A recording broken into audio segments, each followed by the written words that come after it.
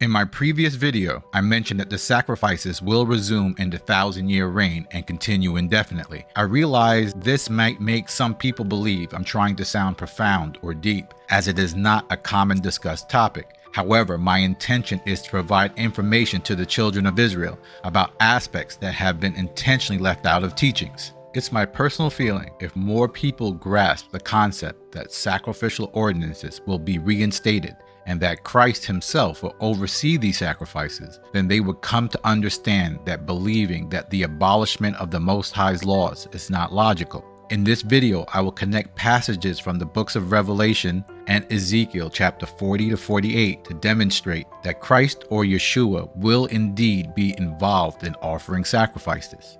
While Christianity draws inspiration from the Bible, nevertheless, it's important to recognize, similar to other faiths, that Christianity often focuses on specific parts of the Bible while intentionally leaving out certain passages that could challenge its established storyline.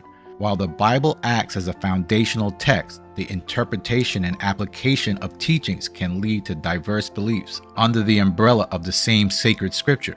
This approach to scripture selection permits religious traditions to create a cohesive doctrine while excluding elements that might clash with their established convictions. So let's go over some of the verses that Christianity loves to omit. But please remember, if you're unable to explain the verses featured in my video, it indicates potential gaps in your understanding of certain aspects of the Bible, and there's a likelihood of errors in your belief. The mere quoting of different verses and claiming my statements are incorrect in the comment section isn't sufficient. You need to effectively engage with the verses I present in the video and demonstrate where my assertions may be mistaken. If you lack the comprehension of the verses, it's probable that your grasp of the verses you're using in the comments is also limited. I appreciate all comments, whether you agree or disagree with my videos or not. It doesn't really matter.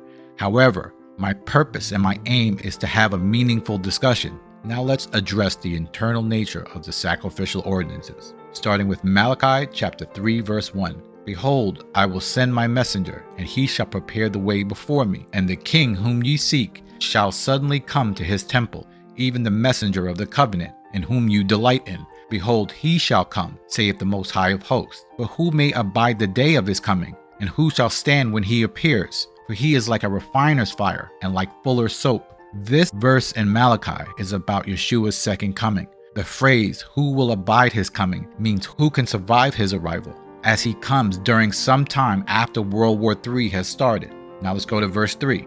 And he shall sit as a refiner, and purifier of silver, and he shall purify the sons of Levi, and purge them as gold and silver, that they may offer unto the Most High an offering in righteousness. Then shall the offering of Judah and Jerusalem be pleasant unto the Most High, as in the days of old, and as in former years. Upon Yeshua's second return, his role will involve purifying the descendants of the tribe of Levi, instructing them in the proper methods of performing offerings. The book of Malachi highlights the mistakes by the Levites in carrying out the offerings to the Most High.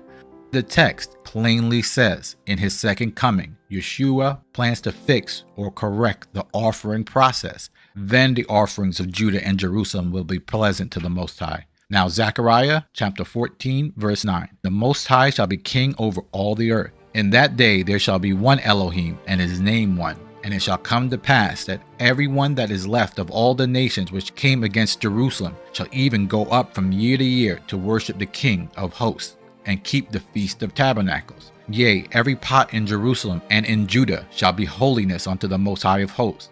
And all they that sacrifice shall come and take of them, and seethe therein. And in that day there shall be no more Canaanite in the house of the Most High of hosts. In verse 9, the Most High will be king over the whole earth, meaning that this is the end. In verse 16, it says, everyone that is left of the nations shall come up to worship. Everyone left are the ones who were not killed in World War III will go up year to year to worship the Most High and to keep the Feast of Tabernacles, meaning the feast will be reinstituted. Verse 21 says, all they that sacrifice shall take of them, meaning the sacrifices, meaning the Israelites will be bringing their sacrifices again to the priest. And last but not least, all bloodline Canaanites will no longer be in the house of the Most High. That's right, everyone cannot be saved.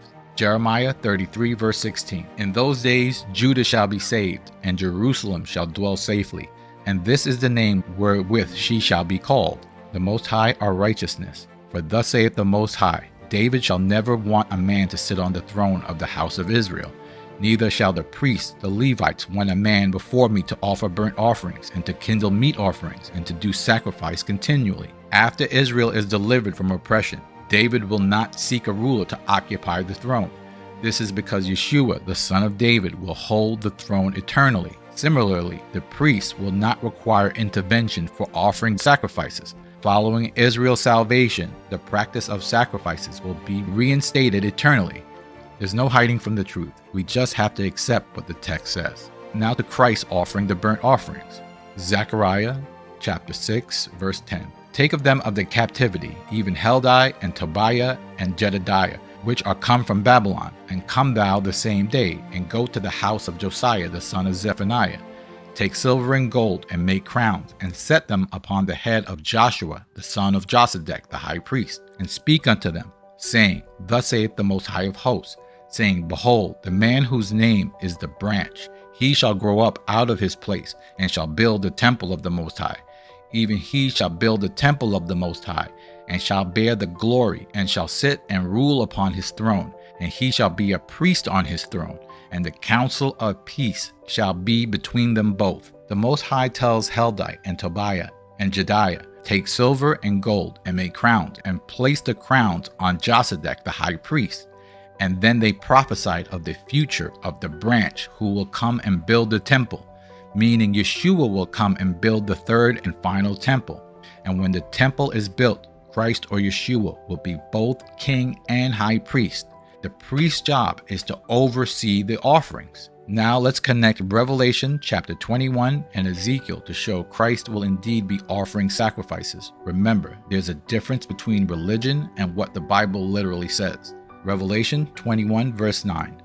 And there came to me one of the 7 angels which had the 7 vials full of the 7 last plagues, and talked with me, saying, Come hither, and I will show thee the bride, the Lamb's wife. And he carried me away in the spirit to a great and high mountain, and showed me the great city, the holy Jerusalem, descending out of heaven from Elohim, having the glory of Elohim. And her light was like unto a stone most precious, even like a jasper, clear and crystal. And you connect that with Ezekiel 40, chapter 2. In the visions of the Most High brought me into the land of Israel, and set me on a very high mountain, by which was as the frame of the city on the south. Verse 4. And the man said unto me, Son of man, behold with thine eyes, and hear with thy ears, and set thine heart upon all that I will show thee. For the intent that I might show them unto thee art thou brought. Declare all that thou see to the house of Israel. In Revelation, John says he carried me in the spirit, and showed John Jerusalem in the future. Ezekiel says Elohim brought him to the visions to the land of Israel. The Most High spoke to both of them in a very similar fashion. Now let's continue with Revelation chapter 21 verse 3. And I heard a great voice out of heaven, saying, Behold, the tabernacle of Elohim is with men, and he will dwell with them, and they shall be his people, and Elohim himself shall be with them, and be their Elohim. And you compare that with Ezekiel chapter 43 verse 7. And he said unto me, Son of man, the place of my throne, and the place of the soles of my feet, where I will dwell with the midst of the children of Israel forever. And my holy name shall the house of Israel no more defile, neither they nor their kings by their whoredom, nor by their carcasses of their kings in their high places. The Most High, once the kingdom established, will live among the children of Israel forever, not with the Christian church, only the children of Israel. His tabernacle will be with the children of Israel. Both Revelation and Ezekiel describe the same event. Now let's go to Revelation 21 verse 12. And he had a wall, great and high, and had 12 gates, and at the gates 12 angels, and the names are written thereon, which are the names of the 12 tribes of the children of Israel. On the east 3 gates, on the north 3 gates, on the south 3 gates, and on the west 3 gates. And the wall of the city had 12 foundations, and in them the names of the 12 apostles of the Lamb. And you compare that with Ezekiel chapter 48 verse 31. And the gates of the city shall be after the names of the tribes of Israel. 3 gates northward, 1 gate of Reuben, 1 gate of Judah, 1 gate of Levi. And at the east side, 4,503 gates, 1 gate of Joseph, 1 gate of Benjamin, and 1 gate of Dan. And at the south, 4,503 gates, 1 gate of Simeon, 1 gate of Issachar, and 1 gate of Zebulun. And at the west side, 4,500, with 3 gates, 1 gate of Gad, 1 gate of Asher, and 1 gate of Naphtali. It was round about 18,000 measures, and the name of the city from that day shall be, The Most High is Here. When you compare them, Revelation says the gates in the holy city have the name of the 12 tribes of Israel. Ezekiel lists the names of the gates, and each gate has the name of the 12 tribes of Israel. Now you can be sure that Ezekiel and John are speaking of the same future event. Ezekiel chapter 40 to 48 is about when the Most High's kingdom will be established. So now let's read further into Ezekiel chapter 44 verse 1. Then he brought me back the way of the gate and the outward sanctuary, which looketh towards the east, and it was shut. Then said the Most High unto me, This gate shall be shut, it shall not be opened, that no man shall enter in by it, because the Most High, the Elohim of Israel, has entered in by it. Therefore it shall be shut. It is for the prince. The prince, he shall sit to eat bread before the Most High. He shall enter by the way of the porch of the gate, and shall go out by the way of the same.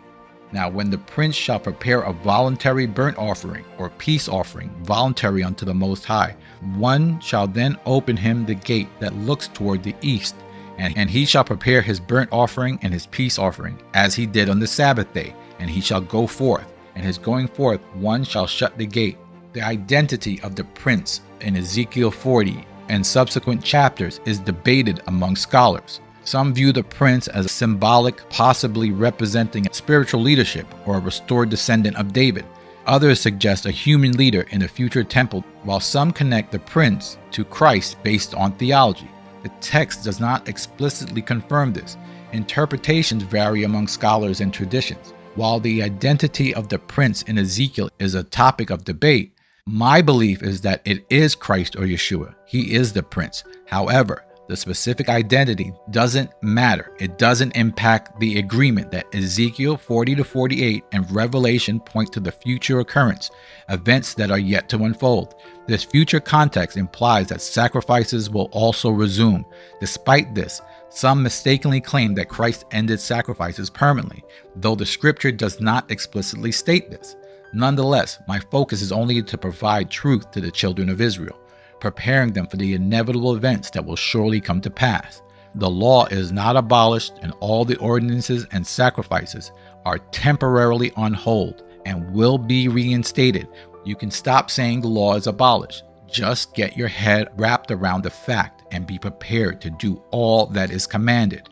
1 Corinthians chapter 10 verse 1. Moreover, brethren, I would not that ye should be ignorant how that all our fathers were under the cloud, and all passed through the sea, and were all baptized unto Moses in the cloud and in the sea, and did all eat the same spiritual meat, and did all drink the same spiritual drink, for they drank of that spiritual rock that followed them, and that rock was Christ or Yeshua.